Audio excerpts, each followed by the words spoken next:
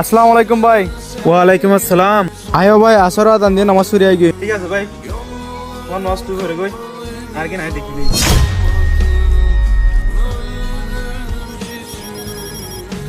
আসসালামু আলাইকুম ভাই।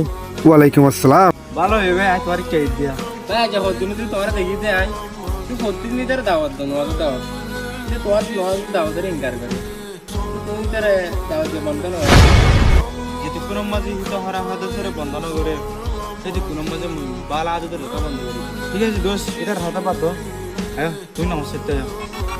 আচ্ছা দোস্ত তুই যাও না হাতে খুলে হামটা গিয়ে না একখানা হাম্মান ঘুরে আই না তুই যাও না দোস্ত তুই করে উঠে দিকে সেম টু সেম তোমার যদি নামাজের দাওয়াত দিতে দিলে প্রতিদিন তুই একখান না কান বাহান না ওই তুই যাও। দোস্ত নামাজ পড়ো, নামাজ পড়ে দে আর দিন দিন কোথায় জানা। কথা কিন্তু ঠিক হয় সময় নেই রে ভাই। আচ্ছা দোস্ত মেহনত থেকে একটা কথা প্রচার করি, কোন কোন মানুষের নামাজ না করে।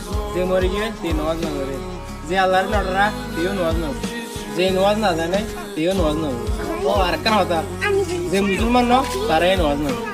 মার ভাই তুমিও মাথা মার ডেকে দিয়ে নামাজ না করো, এখন তুমি ভাবিস অন্য মাঝে তুমি করো।